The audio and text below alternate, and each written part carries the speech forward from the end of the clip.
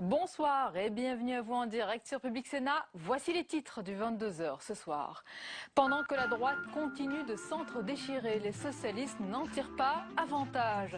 Les législatives partielles dont le second tour aura lieu ce dimanche vont très probablement confirmer le désaveu pour le PS et plus généralement du pacte de compétitivité en passant par l'aéroport de Notre-Dame-des-Landes jusqu'au dossier de Florange. Le gouvernement a semble-t-il brouillé son message.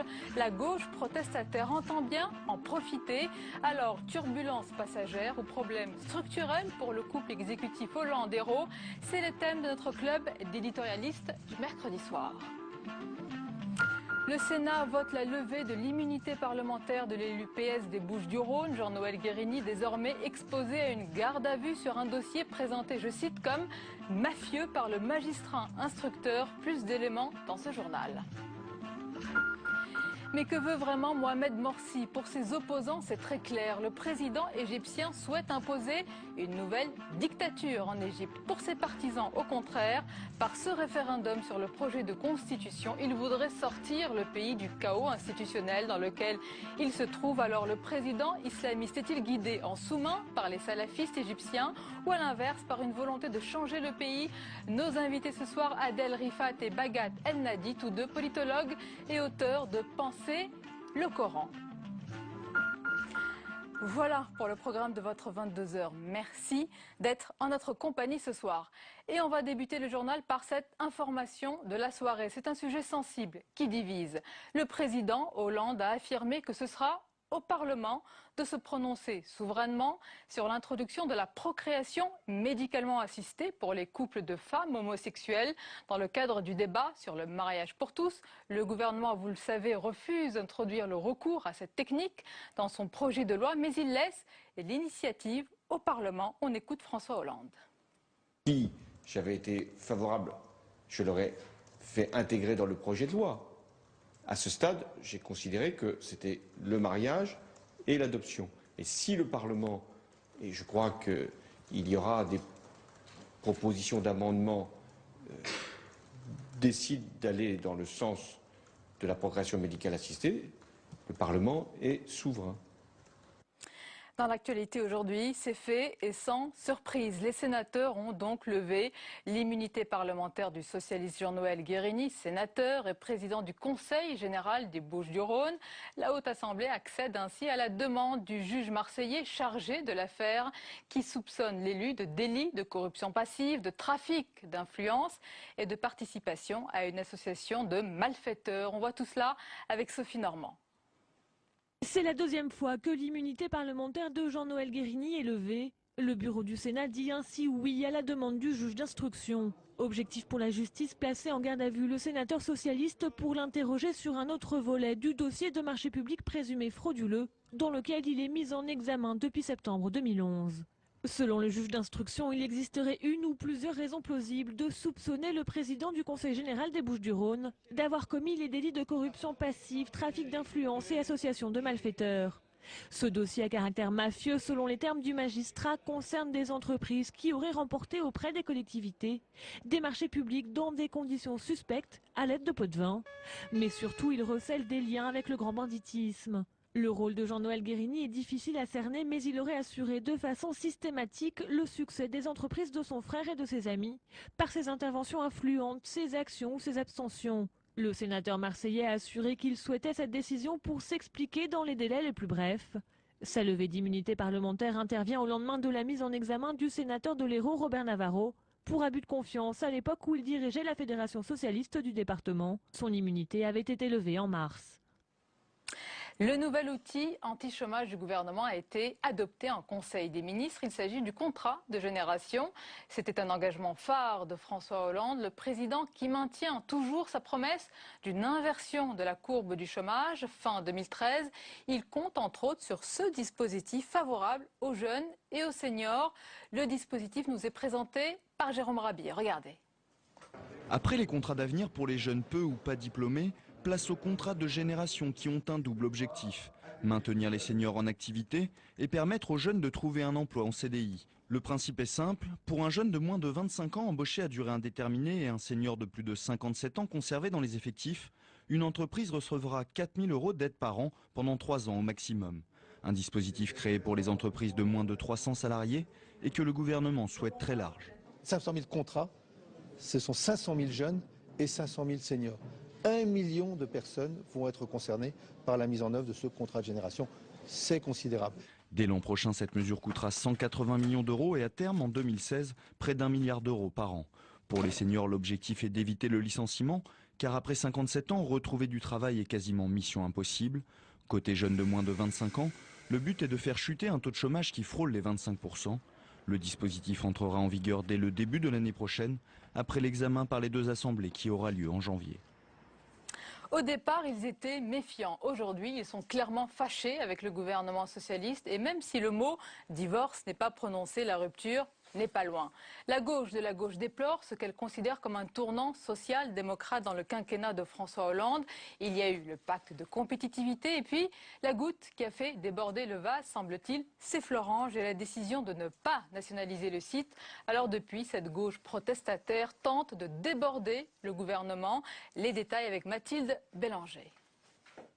Leur objectif, rassembler une majorité à gauche. Pourtant, l'initiative de la sénatrice de Paris, Marie-Noëlle Lienemann, sonne bien comme un acte de rupture. Parti de gauche, PCF, Europe Écologie Les Verts et quelques personnalités socialistes se sont réunis ce soir pour discuter compétitivité et redressement industriel. Autant de sujets qui sont des sources de friction avec le gouvernement et sur lesquels les déçus du hollandisme veulent reprendre l'avantage. On dit urgentissime de voter une loi contre les licenciements économiques, qui était d'ailleurs dans le projet de François Hollande. Urgentissime de voter une loi sur l'obligation de reprise des entreprises. Et là, l'intervention publique est légitime, mais pas en arrosage avec des aides aux entreprises aveugles, non ciblées et généralisées. Les sujets de discorde n'ont pas manqué ces dernières semaines. Crispation sur le budget, sur les 20 milliards de crédits d'impôt pour la compétitivité des entreprises et plus récemment sur l'accord avec Mittal à Florange. Le tournant social-démocrate inquiète l'aile gauche de la majorité qui redoute une alliance avec les centristes. Nous entendons ici ou là des formules « c'est pas le moment »,« pas encore »,« peut-être demain ». Nous on dit non, voilà, c'est pas peut-être demain, c'est non. Parce que dans l'histoire de notre pays, la preuve a été faite que chaque fois qu'on prétendait faire des alliances au centre pour s'exonérer du rassemblement des forces de gauche, ça se terminait très mal. La révolution copernicienne entamée par François Hollande depuis le début de son mandat pourrait-elle avoir raison de la majorité ? Et c'est l'heure de notre club d'éditorialistes du mercredi soir avec nos invités ce soir. Philippe Gouliot, bonsoir. Bonsoir. Rédacteur en chef du service politique du Figaro. Avec nous également Claude Veil, bonsoir. Bonsoir Claude, directeur de la rédaction du Nouvel Observateur. Notre chroniqueur Jean-Louis Gombaud, bonsoir Jean-Louis. Bonsoir Sonia. Et notre ami le dessinateur Hervé Baudry, bonsoir Hervé. Bonsoir Sonia. Merci d'être avec nous. Alors messieurs, nous allons commencer à parler de ce retour du fossé entre les deux gauches. La gauche de la gauche pousse de plus en plus et tente de déborder le gouvernement. Ils ont eu des mots durs à l'encontre de l'exécutif lors de la présentation notamment du pacte de compétitivité ou encore sur le dossier de Florange. Philippe Gouliot, est-ce que le fossé, l'écart grandit entre la gauche gouvernementale et la gauche protestataire?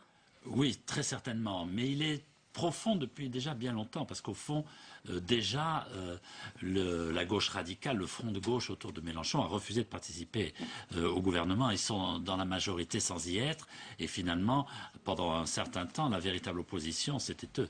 On l'a vu ici au Sénat, où ils n'ont pas voté les projets qui traditionnellement sont ceux autour desquels se dessine la majorité. Donc, effectivement, il y a un problème. Et puis, on a vu aussi qu'au moment du vote sur le traité européen, eh bien, beaucoup de gens au PS ne se sont pas rangés derrière Ayrault et Hollande qui les incitaient avec beaucoup de force à voter ce texte. Donc alors, oui, là, Florange a été le détonateur, le révélateur, mais le fossé est très grand. Alors on est très loin de l'union de la gauche des années 80, de la gauche plurielle des années 90 qui avait vu les communistes participer au gouvernement.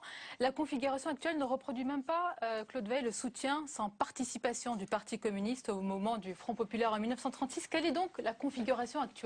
À quoi on assiste? Un rétrécissement de la base politique du pouvoir socialiste qui le place dans une situation en réalité très compliquée. Je ne parle pas seulement de la base partisane, mais même de la base sociale. C'est ce qu'on il y a un certain parallèle qu'on peut faire entre ce qu'on voit dans les sondages et ce qu'on voit dans le jeu politique, purement politique, ici, au Sénat, à l'Assemblée nationale. Ce qu'on appelle le tournant social-libéral, qui a été assumé. La conférence de presse de Hollande, c'est ça. Et ça a été confirmé par Ayrault dans ses prises de position autour de Florence, son interview au Journal du Dimanche, etc. Il y a clairement un discours, une pratique fondée sur une analyse de la société française, une lecture des causes de la crise économique, sociale française, de la perte de compétitivité, etc., qui est, disons-le comme ça, orthogonale par rapport à la culture de gauche française classique. C'est-à-dire, les patrons ne sont pas les responsables de tous nos maux. La solution n'est pas forcément dans l'augmentation des impôts, ils proposent de les baisser. La solution n'est pas forcément dans la nationalisation, etc.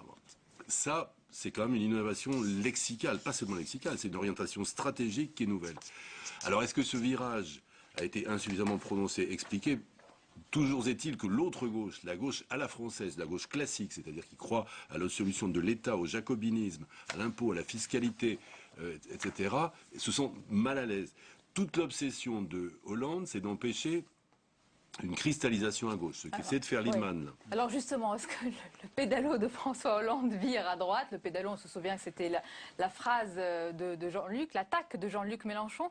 Jean-Luc Gombault, donc en ce moment, les vrais opposants, dans le verbe en tout cas au président, c'est cette gauche protestataire qui bouscule une gauche plus raisonnable. Le temps n'est plus donc à une gauche radicale qui servait d'aiguillon, mais à une gauche d'opposition. Alors, le fond de l'affaire, c'est que c'est la crise. Oui. Et que vous parliez tout à l'heure, est-ce qu'il y a un fossé? Le fossé, bien sûr, il existe et il va s'élargir. C'est-à-dire qu'il va s'élargir. Il faut rentrer dans un scénario. Le problème est de savoir s'il va s'élargir jusqu'à la rupture. C'est ça la question. C'est la crise. Et il y a eu un choix qui a été fait, je répète ce qu'a dit Claude, à ma façon. Il y a un choix, le choix de la compétitivité a été fait. C'est-à-dire quand il y a une crise de cette ampleur, de cette difficulté, on ne peut plus ménager la chèvre et le chou. On fait des choix. Et le choix, il a été fait. Choix de la compétitivité, ça veut dire que le gouvernement sait qu'il ne peut pas s'en sortir s'il n'a pas le soutien des entreprises. Alors évidemment, il a le problème du soutien de sa gauche. Mais s'il n'a pas les entreprises avec lui, il ne s'en sort pas. Il ne se sort pas de la crise. On va avoir un exemple qui va venir très vite dans les jours qui viennent.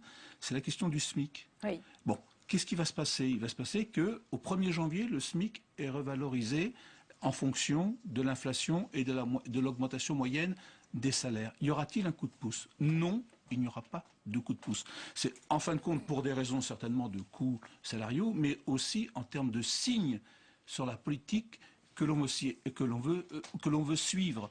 Le gouvernement ne donnera pas un coup de pouce, il veut donner un coup de main à la compétitivité.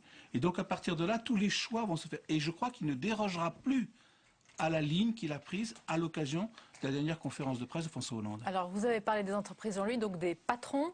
La gauche protestataire est anti-patron. Comment, selon vous, Philippe Gouliot, réagira-t-elle à cette information du site leparisien.fr ce soir qui indique que François Hollande devrait dîner mardi prochain avec la fine fleur du CAC 40 à l'invitation du puissant lobby patronal de la FEP. La FEP, je le précise aux téléspectateurs, c'est l'Association française des entreprises privées. Alors, je précise que ce n'est pas précisé dans l'agenda de l'Élysée, mais que c'est confirmé du bout des lèvres par la FEP quand on les appelle. Bien, je pense que la gauche de la gauche va réagir très mal, et l'aile gauche du PS aussi. Ça a déjà commencé. C'est vrai que ça, c'est aussi une nouveauté. François Hollande a déjà reçu des patrons. Le 11 juin, le 23 août dernier. Ça ne figurait pas à l'agenda. Donc il le fait. Il n'aime pas trop que ça se sache. Mais évidemment, ça se sait. Et l'aile gauche râle forcément. On a vu en plus les chiffres de l'augmentation des traitements des patrons du CAC 40. Donc tout ça arrive à un très très mauvais moment. Mais François Hollande, il sait aussi qu'il a les marchés qui le regardent de très près. Angela Merkel, qui n'est pas une compagne de jeu très facile, qui le regarde aussi de très près. Et au fond, il ne peut pas faire autrement. Puis quand même, il a fait un choix au début aussi. En disant que les réformes difficiles et lourdes en termes sociaux, il allait les faire au début en priant pour qu'il y ait un retour de la croissance et que dans la deuxième partie de son quinquennat, on puisse redistribuer et puis être arrivé à 2017 dans de meilleures situations. Je crois que dans cette affaire, il y a une double difficulté, l'une qui est chronologique et l'autre qui est géographique. Cette politique qui est facile à résumer, reconstitution des marges des entreprises, réduction des déficits publics, réforme du Code du travail. Ce sont des réformes incroyablement ambitieuses à mener dans ce pays particulièrement. Parce que je disais tout à l'heure orthogonale à la gauche, orthogonale quand même à la culture française, au colbertisme à la française, etc. Si elle porte ses fruits, et elle devrait en porter, parce que les pays qui ont suivi cette voie-là, ça a plutôt réussi, c'est une affaire d'années, ça se mesure en années. Et les boîtes, elles ferment tous les jours. Et le chômage, il augmente tous les jours. On peut entendre que le changement, c'est maintenant. Et l'autre aspect, c'est est-ce qu'on peut, dans ce pays où cette politique prend un rebrousse-poil, beaucoup de réflexes, mener une politique sur une base politique aussi étroite. D'où la question que pose Lindemann, des alliances. Ce qui court, ici et ailleurs, c'est, au fond, Hollande, il ne l'a jamais dit, nous prépare une alliance au centre et à droite. Mais avec qui, le centre, c'est qui? Voilà, le centre, c'est qui? Bayrou, combien de divisions, comme disait Staline, proximité intellectuelle entre eux, mais... Borloo, qui crée son UDI, il a un discours quand même assez baroque, puisqu'on dit, je prends mon indépendance, mais je ne veux me marier qu'avec l'UMP. Bon, indépendance relative. Hervé Baudry nous amène justement sur le sujet avec Montebourg qui fête Noël en avance. Et avec, voilà, vous voyez le dessin, la marinière et puis autre chose. Jean-Louis Gombault, est-ce que le dossier Florange, plus que tout autre, a mis en exergue les contradictions, les dissonances, les antagonismes de la gauche? Je pense, et pas seulement dans la gauche politique. Regardez la déclaration du nouveau secrétaire général de la CFDT. Il dit le compromis de Florange est acceptable. Ouais. Et quand on voit sa propre base à la CFDT qui est à la pointe du combat de Florange, qui dit c'est inacceptable. Donc, en fin de compte, on a un problème qui n'est pas cantonné à la gauche, dans la gauche vis-à-vis de sa base, mais qui traverse bien d'autres composantes de la société française. Et effectivement, l'affaire de Florange, en soi, c'est pas une catastrophe nationale. On est autour de 600 emplois, oui. Il n'y aura pas de plan social, il y aura des déplacements qui ne feront pas plaisir aux gens et beaucoup le refuseront et ça posera certainement des problèmes particulier quand vous dites à un gars qui travaille à Florange, tu peux aller sur Dunkerque, oui mais ma femme a du travail à Florange, c'est extrêmement compliqué pour lui. Mais en fin de compte, on n'est pas comme à Gandrange, où à Gandrange il y a eu un plan social sur 575 emplois, là on est sur 600. Mais il y avait un espoir que ce soit radicalement différent, pas simplement une atténuation de la situation par rapport à ce qui s'était passé à Gandrange. Or, on n'a pas une solution radicalement différente de celle qu'avait proposée M. Sarkozy, qui lui-même d'ailleurs a reconnu qu'il avait été mis en échec sur ce dossier. Et effectivement, là, ça agit comme révélateur. La gauche ne fait pas fondamentalement, elle fait un peu différemment, mais pas fondamentalement différemment. Philippe Gouliot, regardez, on va commenter ensemble une phrase prononcée par Jean-Marc Ayrault, c'était dans le journal du dimanche. Voici ce qu'il a dit, on va le voir. François Hollande n'a jamais promis qu'il sauverait toutes les usines. Et c'est vrai, on a souvent dit que le candidat Hollande n'a pas fait des promesses mirifiques. Alors pourquoi cette déception et pourquoi si vite? Parce qu'il y avait cette image où on le voyait justement à Florange, en train de parler aux ouvriers et qui a fait naître beaucoup d'espoir. Et puis effectivement, le slogan dont vous parliez tout à l'heure, Sonia, le changement c'est maintenant. Ils y ont cru et donc forcément ils sont déçus. Et alors je voudrais signaler quand même, je vais faire un peu de publicité pour le Figaro. Demain nous publions une interview de Lakshmi Mittal. On publie une interview de Lakshmi Mittal qui affirme que pour lui ces rumeurs de nationalisation c'était un grand bond en arrière. Ah, c'est important, c'est à lire donc dans le Figaro. Demain, Hervé Baudry, oui, la hotte de François Hollande est vide. La phrase de Jean-Marc Ayrault quand même, Claude, elle rappelle fortement celle prononcée par Lionel Jospin en 2000. L'État ne peut pas tout et à l'époque, cela avait été perçu comme un aveu d'impuissance. Remarque extrêmement pertinente, perspicace, Sonia. C'est évidemment de ça qu'il s'agit dans cette affaire, au-delà des 600 emplois qui, la moitié vont partir en pré-retraite. Hein. Et puis bon, les autres, leur sort n'est pas enviable. Mais c'est vrai que ça n'est pas le plus grand drame industriel, le plus grand séisme de la France aujourd'hui. Pourquoi cette affaire a eu un tel impact et pourquoi le gouvernement a laissé tellement de plumes dans cette affaire, au-delà du symbole? Le métallo-sidérurgiste, aujourd'hui, dans la geste héroïque de la gauche romantique, mélenchonienne, etc., c'est la nouvelle incarnation du prolétaire dans ce qu'il a de meilleur, Martin, qui passe, ce que je vois actuellement sur un écran. Voilà, c'est la bête humaine, c'est Zola, C'est tout ça qui remonte à la surface dans la conscience collective. Mais il y a autre chose. De quoi, pour prendre la formule passe-partout à la mode, de quoi Florent jette-t-elle le nom? Je crois profondément dans l'opinion publique française du sentiment que la France a perdu la main, que notre sort ne dépend plus de nous, que c'est un mania anglo-indien qui décide du sort de nos emplois à nous, et que même le gouvernement, c'est-à-dire l'État, figure tutélaire de la société française, même l'État ne peut plus rien face à ça. Et à mon avis, Florange, ce que les Français ont pris en pleine figure à Florange, c'est un constat d'impuissance. Et c'est ça que le gouvernement n'a pas réussi à retourner à son profit. Et c'est pour ça, quand Hollande dit... ou Jean-Louis Gombault, il n'y a pas de licenciement, les Français s'en foutent, les sentiments disent on a perdu la main. Mais quand même, Jean-Louis, comment ça se fait qu'on ne perçoive pas les résultats obtenus? Parce qu'il y en a eu quand même. Et les actions lancées, comme le plan social, vous l'avez dit, qui est évité pour Florange, le contrat de génération, on en a parlé tout à l'heure, la Banque publique d'investissement, les actions, on en a parlé hier, de lutte contre la pauvreté. Il y a des choses qui sont faites. Pourquoi les Français, pourquoi on en a du mal à le percevoir? Je pense que ça doit paraître comme marginal. C'est-à-dire qu'effectivement, la revalorisation du RSA, le contrat de génération, quand on chiffre tout ça, d'ailleurs, c'est pas tout à fait négligeable parce qu'on est quand même sur des 3 milliards d'euros alors que le budget de 2013 est déjà extrêmement restreint.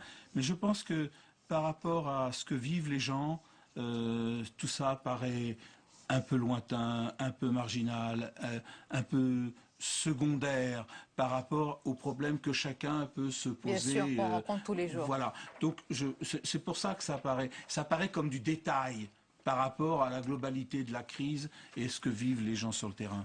Hervé, c'est très juste. Il aimerait bien finir en héros, justement. Philippe Bouliot, malgré le spectacle donné à droite, et c'est ça ce qui est incroyable, les socialistes ne profitent pas de la crise à l'UMP. La droite est bien partie pour faire un carton. Le tiercé, ce dimanche, dans les 3 circonscriptions du Val-de-Marne, de l'Hérault et des Hauts-de-Seine.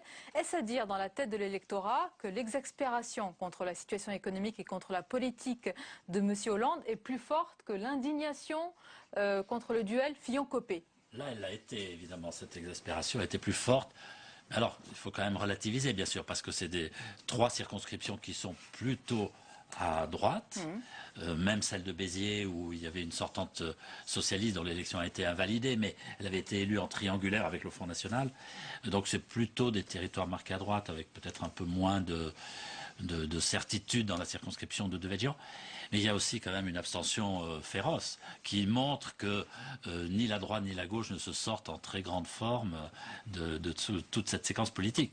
Et pas davantage le Front National, puisqu'on avait dit et redit à tort, bien sûr, bâton notre coulpe, que le Front National allait progresser. Mais se sont trompés, voilà, on peut le reconnaître. Mais c'est vrai que le score, notamment de Patrick Devedjian, par exemple, qui frôle les 50%, eh ben, c'était une grande surprise. Pour l'UMP, je ne suis pas sûr que ce soit tout à fait une bonne surprise, parce que finalement, une petite claque aurait peut-être poussé Copé et Fillon à discuter. J'invite tous les électeurs UMP à écouter le Figaro et à rester à la maison dimanche. Bon, ça, je ne crois pas, non, quand même.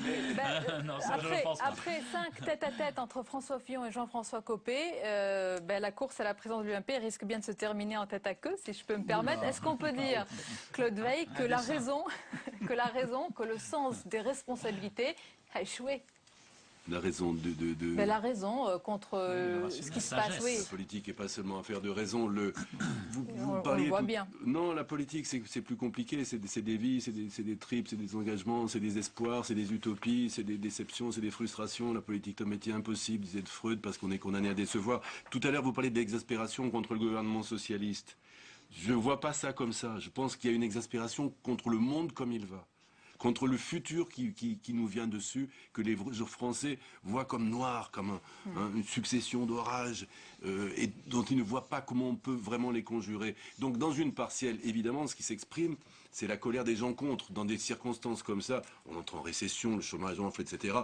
C'est évident que les militants sociaux... C'est normal que les élections intermédiaires ne soient pas favorables. Elles sont jamais bonnes, mais là, en plus, reconnaissez qu'actuellement, les électeurs socialistes ont peu de raisons de se botter le cul pour les voter, quand même. Donc, évidemment, l'opposition... Jean-François Copé compte apparemment se maintenir en misant, bien sûr, la lassitude, la longueur de temps. Est-ce qu'il peut se retrancher ainsi longtemps dans son fort à l'amour?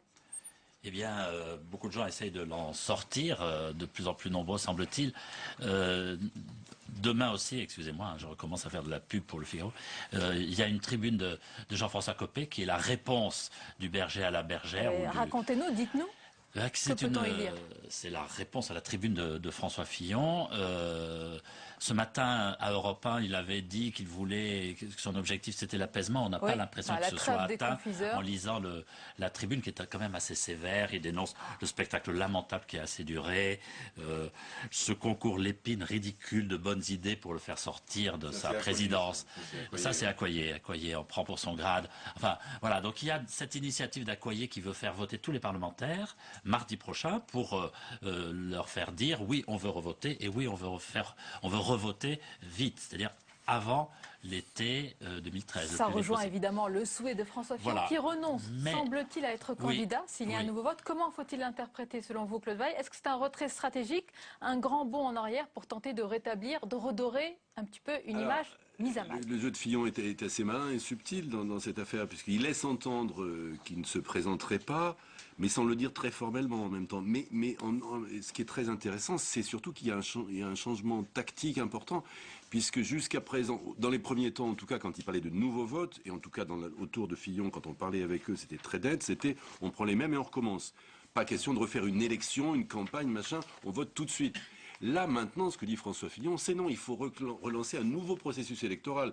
Donc parrainage, dépôt de candidature, campagne électorale, etc. Et là, ce qu'on risque de voir, et c'est ça, à mon avis, qui est l'idée de Fillon, c'est que les militants exaspérés risquent d'envoyer tout balader. Ça risque d'être un jeu de quilles, cette affaire. Et c'est à ce point-là, ça ouvre une donne totalement nouvelle où on peut voir apparaître un Xavier Bertrand, un Bruno Le Maire, une Nathalie Kosciusko-Morizet.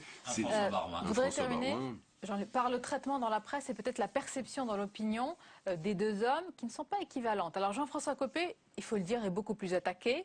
C'est particulièrement vrai, vous allez le voir dans la presse internationale. Nous avons relevé lors d'une revue de presse les qualificatifs qui reviennent le plus souvent. Regardez, pour la tribune de Genève, il est populiste et xénophobe. Jean-François Copé, il serait la photocopie de Nicolas Sarkozy, représentant d'une droite de plus en plus radicale et xénophobe pour El País. Le Los Angeles Times parle d'un partisan de ligne dure au discours musclé, le Télégraphe d'un outsider populiste et la Belgique libre. Jean-François Copé est un pitbull. Mais on n'entend pas chez les militants ça. Parce que c'est ça qui me frappe, c'est que dans la presse, il y a une image que l'on donne de Jean-François Copé qui est celle que vous venez de décrire. Et quand je lis les reportages qui sont faits sur le terrain, on n'entend pas ça chez les militants. Il y a quand même une contradiction sur l'analyse qui est faite de la presse et sur ce que pensent les gens qui vont voter. Lui, d'ailleurs, il le dit bien, il reprend la thèse qu'a exposée hier matin Patrick Buisson sur cette coupure entre les militants de l'UMP, le peuple de l'UMP et les élites qui sont les parlementaires et les barons, comme il le dit. Il reprend cette théorie. Une idée de cadeau pour le camp de François Fillon pour Noël, acheter la nouvelle poupée vaudou. Ça pourrait renflouer les comptes de l'UMP. Oui, ils en ont besoin, surtout s'il faut revoter. Et il se dépeint comme ça d'ailleurs, comme la victime d'un acharnement de la presse. Enfin, voilà, il est le représentant du petit peuple contre les beaux quartiers. Alors messieurs, on arrive à la fin de notre club d'éditorialistes ce soir et comme tous les mercredis, la revue de presse des hebdos apparaîtra demain dans Vieux Kiosque et je vais commencer par la une du Nouvel Observateur et ce titre, le désaveu. Le journal revient notamment sur les négociations entre Mittal et l'État pour Florange en pointant les contradictions et les erreurs de communication du gouvernement sur ce dossier. Votre avis, elle est dure, elle est juste, comment vous la trouvez cette une? Dure et juste. À la fois, c'est dit. Le Point à présent qui consacre sa une à ces vérités interdites. Ce qu'il ne faut pas dire sur le chômage, l'immigration, les médicaments, les salaires, etc. Alors à gauche comme à droite, les tabous, vous le verrez, on la vie dure. Enquête dans Le Point sur ce qu'il n'ose pas dire. Alors on peut y lire par exemple que le président Hollande penserait le plus grand mal depuis toujours des 35 heures, mais qu'il ne lui viendrait jamais à l'idée de le dire et encore moins de les supprimer, Jean-Luc Gombault. Oui, le Point est en train de prendre la ligne éditoriale de Marianne, j'ai l'impression. Les choses intérieures qui sont cachées, qu'on va vous découvrir. Les lignes bougent, hein, même dans les hebdos et les journaux. L'Express, à présent, et son exclusivité sur ce que l'hebdomadaire présente comme une très grosse affaire de fraude fiscale. Alors, c'est une affaire qui dépasse les frontières françaises. Au cœur de cette affaire, il y a la liste Falciani. C'est cette liste qui a fait trembler beaucoup de monde il y a 3 ans. Elle comprenait, souvenez-vous, des milliers de données confidentielles dérobées chez HSBC. Et on apprend que différents pays s'arrachent cette liste, comme l'Espagne, l'Allemagne ou les États-Unis. Et ces pays veulent savoir à présent qui sont ces contribuables pour démonter des systèmes de blanchiment. Une réaction ? C'est l'endroit où il faut être et où il ne faut pas être, cette liste. Surtout, enfin moi je suis tranquille, je Surtout ne pas y être. Merci beaucoup, je remercie Hervé Baudry. Merci beaucoup, cher Hervé. Merci beaucoup Jean-Louis Gombault, Philippe Gouliot et Claude Veil. Restez avec nous. La suite du 22h et tout de suite, tout ce qui vous a échappé dans le reste de l'actualité. C'est le tour de l'info. Il est signé Cécile Sixou.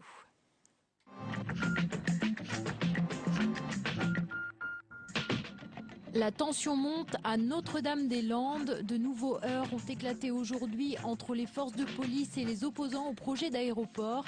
À l'origine des affrontements, la décision de détruire les nouvelles cabanes et d'en expulser ses occupants.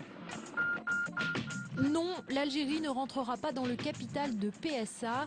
Jean-Pierre Raffarin, envoyé spécial du président de la République à Alger, est formel. Il dément les informations données par plusieurs journaux aujourd'hui. Hier, le groupe a annoncé contre toute attente de nouvelles suppressions de postes, 1500 au total, auxquels s'ajoutent les 8000 départs déjà prévus par le plan de restructuration.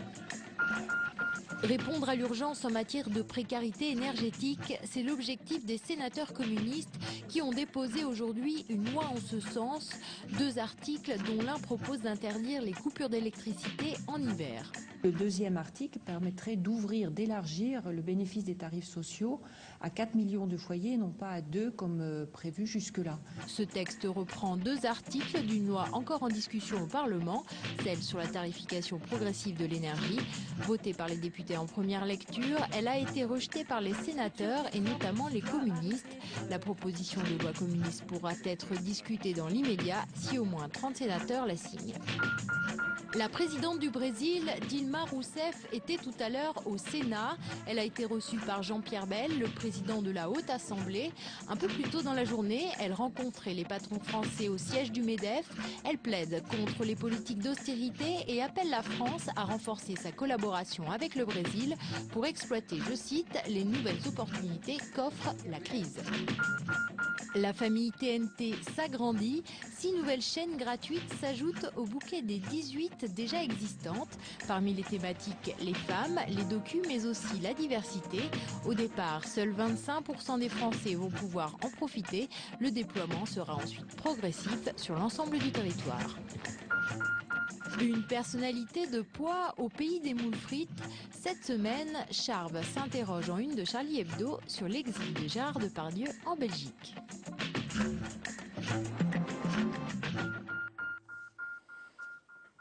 La suite du 22h est cette question à présent. Mais que veut vraiment Mohamed Morsi? Pour ses opposants, c'est très clair. Le président égyptien souhaite imposer une nouvelle dictature en Égypte. Pour ses partisans, au contraire, par le référendum sur le projet de constitution, il voudrait sortir le pays du chaos institutionnel dans lequel il se trouve. Alors pour le moment, le dialogue qui devait avoir lieu entre le pouvoir et ses opposants est reporté sine die. Le rappel des faits, c'est avec Fabrice Cunet. Regardez. Si les rues portent encore les stigmates des affrontements de ces derniers jours entre opposants et partisans du régime, le calme semblait revenu ce matin au Caire. En conférence de presse, le Front du Salut National, la principale coalition d'opposition, a formellement appelé aujourd'hui à voter non contre le projet de constitution du président Morsi, jugé liberticide. Le Front a décidé d'appeler le peuple égyptien à se rendre dans les bureaux de vote pour refuser le projet de constitution et voter non. Prévu initialement sur un jour, ce référendum se tiendra finalement les 15 et 22 décembre pour faire face au boycott des juges censés superviser son déroulement. À l'étranger, les quelques 600 000 Égyptiens expatriés ont commencé à se rendre aux urnes, comme ici, à Dubaï. Le problème est qu'en Égypte, ils ne savent toujours pas si le référendum aura lieu ou pas. Mais ici, le vote était maintenu, alors nous sommes venus. La constitution actuelle n'est pas excellente, elle est peut-être valable pour la phase actuelle. Ensuite, s'il y a des ajustements à faire, nous pourrons les faire via le prochain Parlement. Les choses devraient se stabiliser en Égypte. Le Caire votera ce samedi dans un climat de tension. L'opposition espère toujours un report du vote ou au mieux la présence d'observateurs internationaux. De son côté, Mohamed Morsi reste inflexible et maintient la mobilisation de l'armée jusqu'à l'annonce des résultats. Et nos invités pour évoquer la situation en Égypte, ils sont tous deux politologues, auteurs sous le pseudonyme commun de Mahmoud Hussein du livre Penser le Coran aux éditions Grasset. Adel Rifat et Bagat El Nadi, bonsoir. Bonsoir. Alors on voit depuis quelques jours, même physiquement, on le voit, deux Égyptes. Il y a les partisans de Mohamed Morsi qui soutiennent ce projet d'une nouvelle constitution pour le pays et les opposants qui dénoncent le retour de la dictature. Quelle est votre lecture, votre regard sur cette situation ? Bon, je peux commencer, hein, elle peut continuer après moi. Je peux dire que nous avons un président confus qui a réussi d'une certaine manière à confondre l'opposition. Alors la situation est confuse parce que personne ne sait maintenant l'enjeu de la situation.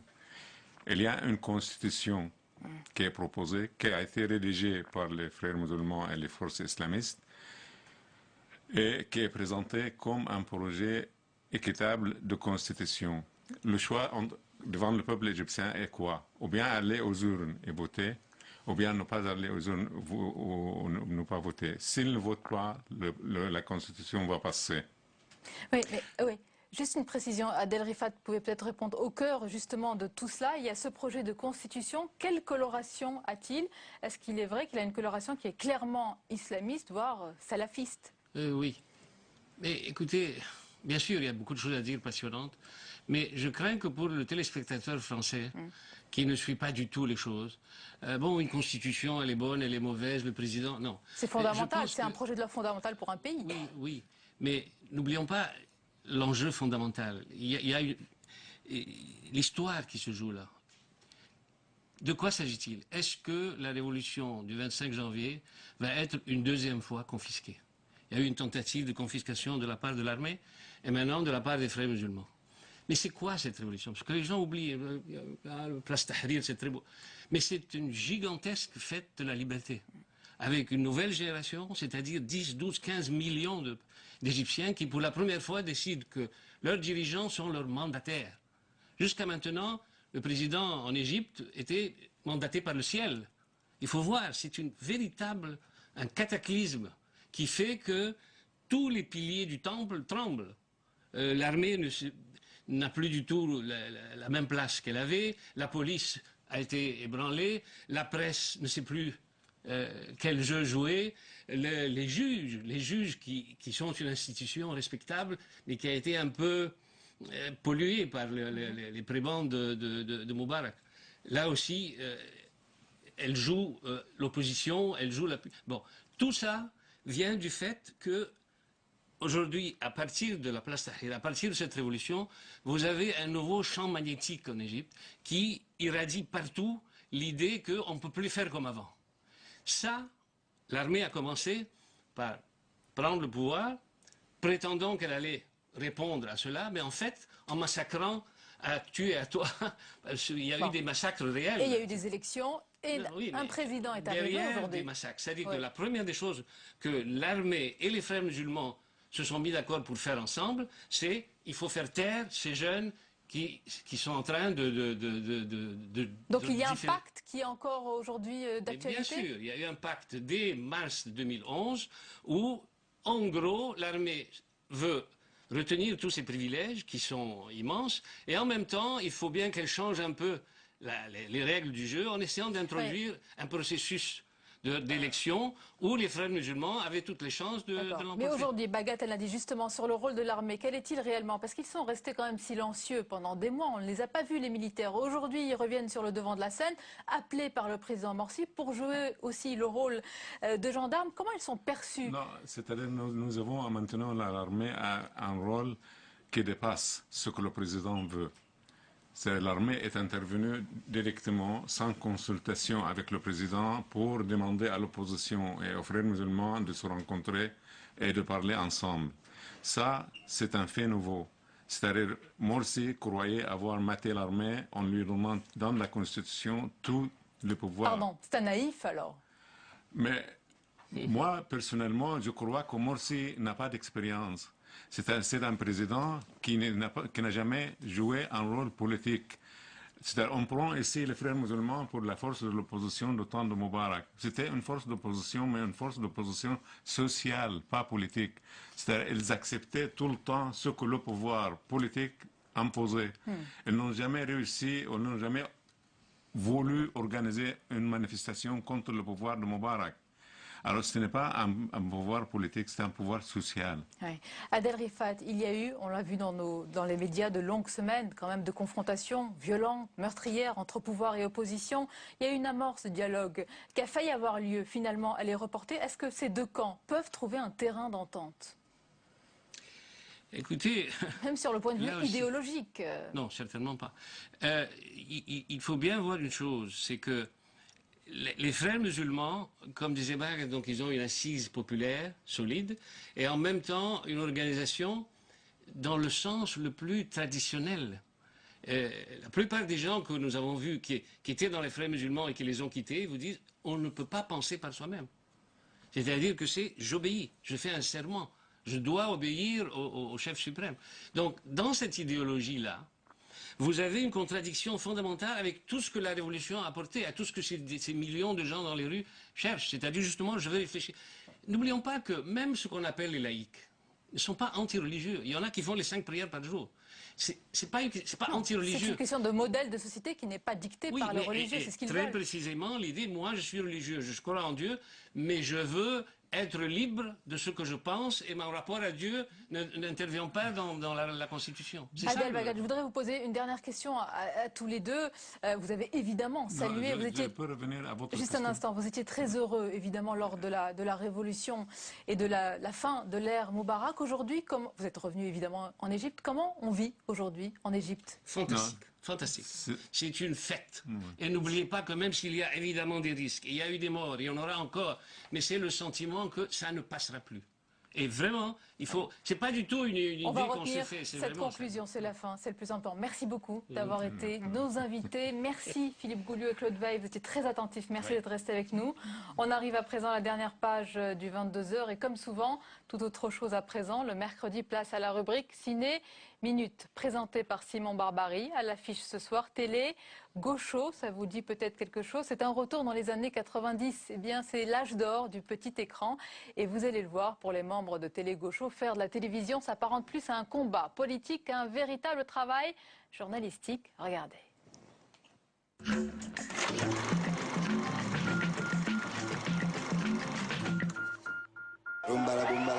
Des programmes engagés contre ce pouvoir qui opprime les plus pauvres. Mais il y aura aussi de l'insolence, de la rigolade. L'idée, c'est d'être gentil maintenant pour les niquer après. Oh putain, mais voilà, on va pirater Chirac. Mes chers compatriotes... Sale tête de cul, c'est nous. Ok. J'adore faire des trucs avec vous. Eh ben nous, on va libérer la France de toutes ces chaînes de merde. La télévision rime parfois avec révolution. Télé Gaucho, la nouvelle comédie de Michel Leclerc en salle cette semaine, nous ramène dans les années 90, à l'âge d'or du petit écran. Jean-Loup, Yasmina, Victor et Clara veulent changer le monde. Pas besoin d'armes pour mener leur lutte. Un caméscope vieillot et un goût très prononcé pour la provocation suffiront à faire trembler les puissants. Rejoignez Télé Gaucho, la seule télé libre de France. Ça, c'est bien. Et du monde. Après Le Nom des gens sorti en 2010, Michel Leclerc bouscule à nouveau le clivage politique droite-gauche. À une époque où la télé commerciale est synonyme pour certains de capitalisme absolu, les protagonistes de Télé Gaucho n'ont qu'un but, la détruire. Le réalisateur pousse alors jusqu'à l'absurde les raisonnements dogmatiques d'un militantisme primaire. Tiraillés entre leur idéalisme effréné et leurs ambitions personnelles, les personnages s'embourbent dans leurs contradictions. Et ce n'est pas pour nous déplaire. Michel Leclerc signe une comédie nostalgique sur fond de liberté, de politique et d'amour, salutaire à l'approche des fêtes.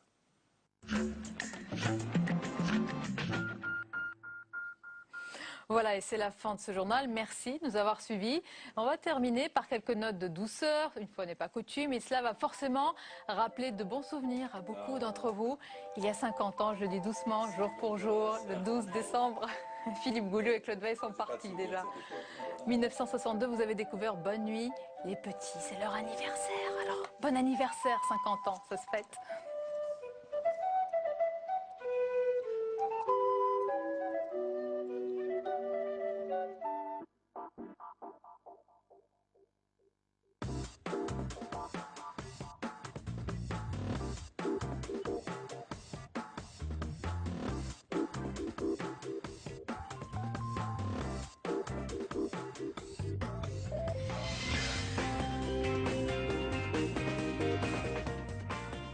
M. Mitterrand trouve cette Europe floue, cette Europe peut-être molle. Oui. Alors je dirais que... Votre Europe? La mienne ou celle du président de la République que nous sommes en train de réaliser? Celle de M. Giscard d'Estaing, celle de M. Barre, qui est votre parrain, et la vôtre. Les débats sur l'Europe ne datent pas d'hier, mais leur particularité est d'avoir suscité des clivages non pas seulement entre les camps, comme ici entre la gauche de François Mitterrand et la droite de Simone Veil, mais aussi à l'intérieur même des partis. Alors, comment le PS, encore divisé sur ces questions, s'en sort-il? Comment s'expliquent les évolutions de François Hollande pendant et après la campagne? Et y a-t-il eu des maladresses de communication sur ce sujet ô combien sensible de l'Europe? Pour répondre à ces questions et pour déshabiller en tout bien, en tout honneur, François, Jean-Marc et leurs amis en costumes européens, avec nous 4 invités. Jean Quatremer, journaliste à Libération et spécialiste des questions européennes que vous suivez depuis Bruxelles. Gérard Grimbert, spécialiste du PS, pour mettre en perspective les difficultés rencontrées par le gouvernement sur ce sujet. Hubert Ripoll, spécialiste de la psychologie du sport, et oui, j'ai bien dit du sport, auteur de ce livre, Le mental des coachs chez Payot. Vous vous êtes intéressé au management des groupes compliqués que sont les équipes de sportifs, et on verra ce que vous pensez du management d'une autre équipe assez compliquée à gérer, celle des députés socialistes sur ces questions européennes. Et puis enfin Sylviane Rémy-Giraud, lexicologue, pour analyser le vocabulaire, les mots sur l'Europe. Alors le premier, ces derniers temps, a incontestablement été celui de renégociation, la renégociation. Le gouvernement a-t-il renégocié ou pas le fameux traité adopté en son temps par le couple Merkel-Sarkozy? Pour commencer l'émission, je vous propose un petit feuilleton. L'épilogue est connu. Le fameux traité a bien été adopté ce mois d'octobre. Mais il y a quelques mois, 10 mois plus tôt, le candidat François Hollande n'était pas de cet avis. Écoutez-le. Cet accord n'est pas la bonne réponse. Donc vous ne l'appliquerez pas? Permettez que j'aille un peu plus loin dans mon propos. Allez-y. N'est pas la bonne réponse ni à l'urgence. Et là, il s'agit des semaines qui viennent pour redonner la confiance et pour soutenir la croissance. Ce n'est pas la bonne réponse. Ce n'est pas la bonne réponse non plus pour l'avenir de l'Europe, qui mérite mieux qu'un simple accord sur ce qu'on appelle l'union budgétaire. Si je suis élu président de la République, je renégocierai cet accord pour y mettre ce qui lui manque aujourd'hui. Voilà, donc le traité n'est pas la bonne réponse, il faut le renégocier. Et le message est plus limpide encore, quelques temps plus tard, entre les deux tours de la présidentielle. Donc il y aura de toute manière une renégociation. Ensuite, est-ce que le traité sera modifié? Je le souhaite. Ou un autre traité sera organisé? Ça fait partie de la négociation. Mais le traité en l'état ne sera pas ratifié par la France. Voilà, et là, il évoque carrément l'idée d'un nouveau traité. Quelques jours plus tard, il était du président de la République, mais lors de son premier voyage à Berlin le 15 mai, eh bien, il semble nettement moins catégorique. Je vous propose de l'écouter lors de sa conférence de presse aux côtés d'Angela Merkel. J'ai dit dans la campagne, et je le répète encore aujourd'hui,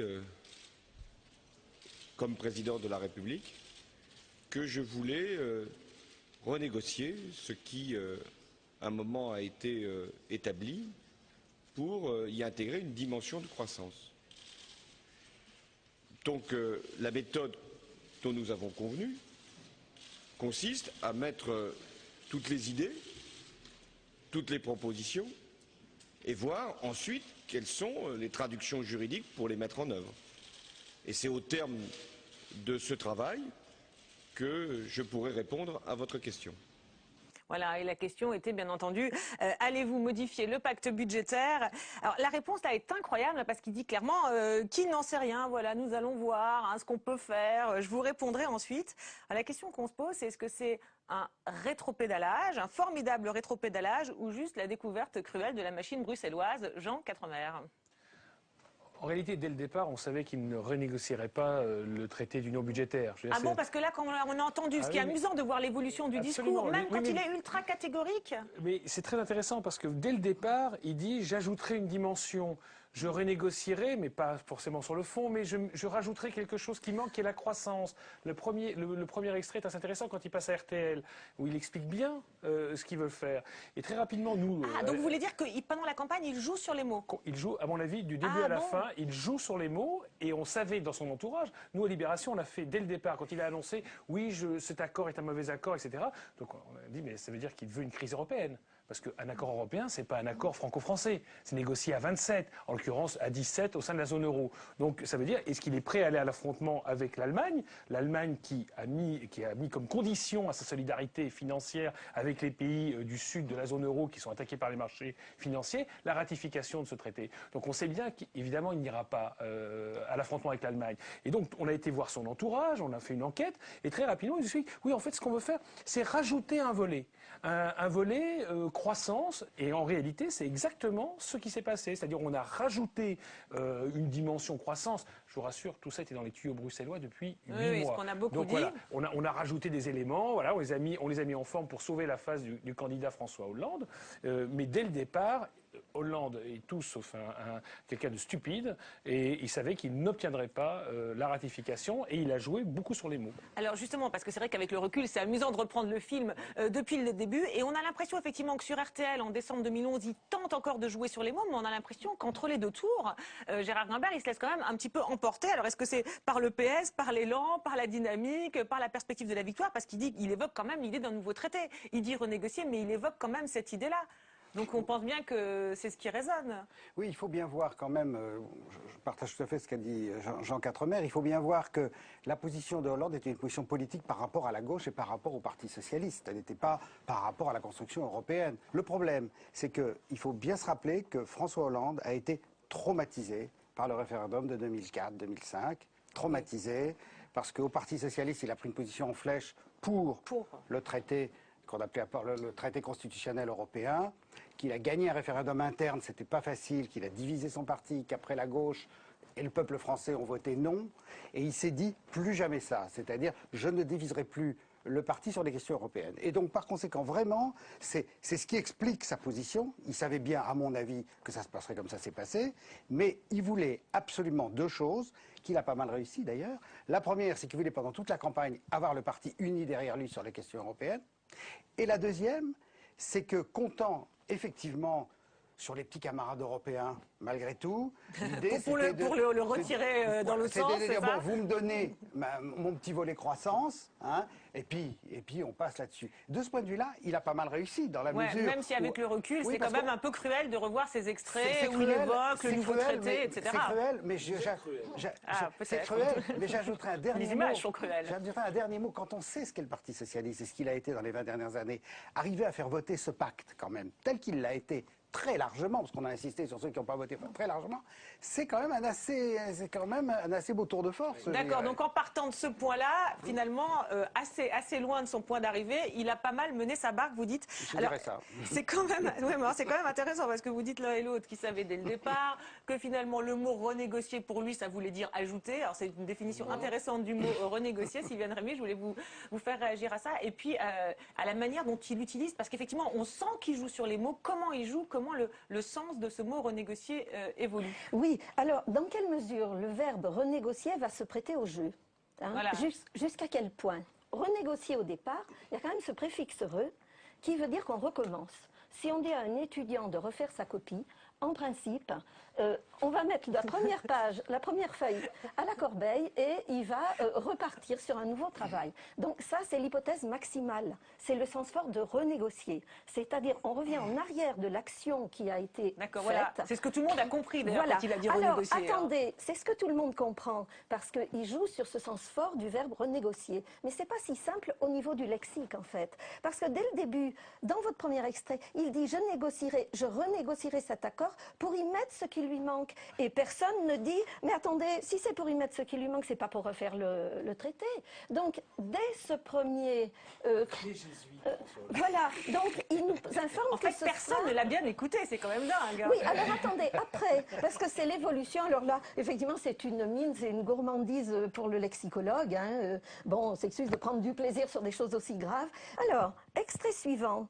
Ensuite, est-ce que le traité sera modifié ?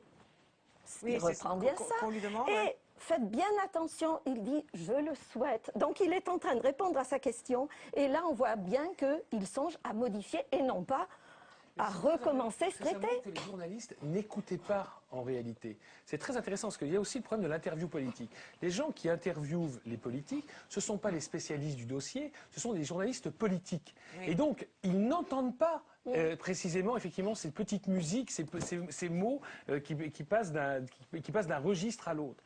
Et ça, c'est un vrai problème de l'interview politique à la française. Mais alors, nous qui, dans l'équipe, essayons quand même d'écouter, on voit quand même qu'effectivement, il a joué sur les mots, mais on a quand même l'impression qu'à un moment, il s'est un petit peu laissé emporter par quand il dit effectivement nouveau traité. Est-ce qu'il avait besoin d'évoquer... Un autre traité sera organisé, c'est pas un traité autre. Et alors, pour terminer sur ces extraits-là, Hubert Ripoll, selon vous, là, comment il gère, comment il manage ce moment psychologiquement? Parce qu'on voit bien qu'il est face aux Français qui l'écoutent, face aux journalistes français. Et puis, il y a aussi Mme Merkel, à côté. Alors, il gère à sa main, et je trouve que c'est sa grande force. À savoir qu'il y a à peu près 2 à 3 mois que Nicolas Sarkozy s'agite sur l'Europe. Le triple A, que l'on va perdre, la catastrophe européenne. Et là où il est très intelligent, c'est qu'il ne va pas attaquer sur le social. Parce que sur le social, on l'attend, on sait, on connaît quelle est la donne. Et il va aller où? Sur le terrain de l'adversaire. Et le terrain de l'adversaire, c'est lequel? Sarkozy a choisi le lieu de l'affrontement. Et le lieu de l'affrontement, c'est l'Europe. Eh bien, en bon sportif, très intelligemment, Hollande se retrouve là comme à une conférence de presse où il prend la main sur l'auditoire, sur son équipe, pour dire c'est sur ce terrain-là que je vais aller. Alors, en bon sportif aussi, et je ne sais pas qui le coach. Mais il aime le sport en tout cas. Mais en bon sportif, il planifie ses objectifs. Il sait qu'il y a différentes étapes. La première étape, ça se joue avec ses supporters. Ce sont ses mandants. Il va devoir les convaincre, il va leur donner confiance. Il utilise plusieurs fois le mot confiance. Il va falloir qu'il les mobilise. Deuxième chose, le deuxième moment de la démonstration, c'est lorsqu'il sera au Conseil de l'Europe. Mais ça sera déjà après. Conseil européen. Alors, bon, pour l'instant, vous dites qu'il s'en était bien sorti. En tout cas, ce qui est intéressant, c'est de voir comment, effectivement, il a mené sa barque sur ce sujet-là. On reprend le fil du feuilleton. Ah, donc, le 15 mai, il nous dit quand même que ça va être un petit peu plus difficile qu'on l'avait entendu. Hein, pas que ce qu'il avait dit, mais que ce qu'on l'avait entendu. Qu'il va falloir un peu attendre pour répondre à la question. Et le 23 mai, quelques jours plus tard, eh bien, il se fait carrément le commentateur de ses propres difficultés. À ce stade, pour permettre justement la discussion la plus large, nous n'avons pas évoqué d'instruments juridiques. Donc, les idées sont échangées et c'est au terme de nos délibérations du Conseil européen de fin juin que des éventuelles modifications de traités peuvent être proposées.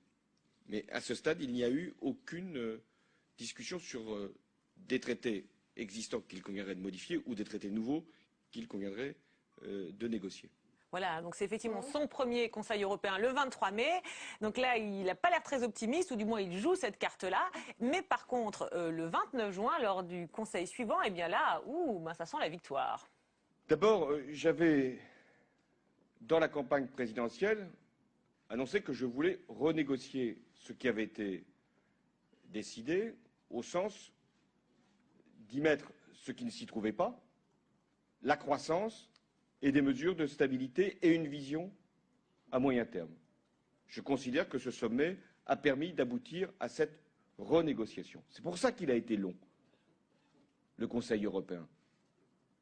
C'est pourquoi la zone euro a travaillé toute une nuit et dans un calendrier qui n'était pas prévu.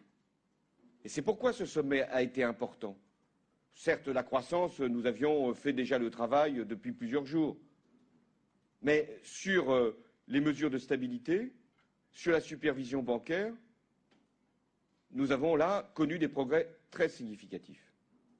Alors là, il cherche à retomber, du moins il retombe sur ses pattes en disant finalement, voilà, on a renégocié au sens d'y mettre ce qui ne s'y trouvait pas dans ce traité. Alors un petit mot, Sylviane Rémy, sur l'évolution du mot renégocier. Oui, alors l'évolution, le 23 mai, hein, on voit bien qu'il nous dit que des éventuelles modifications de traités peuvent être proposées. On voit bien que c'est dans une subordonnée, c'est au terme que des éventuels... Et alors, ça nous dit quoi tout ça? Alors, ce que ça me dit, c'est que c'est modifié qu'il a gardé. C'est pas renégocié, on a perdu l'hypothèse forte, l'interprétation forte. Et c'est modalisé, parce que c'est éventuel, peuvent, que dans une même phrase, il y a à la fois éventuel et peuvent qui traduisent la même idée de possibilité, mais non de certitude. C'est intéressant, avec en plus ce passif. Hein, peuvent être proposés. On sait bien que le passif noie...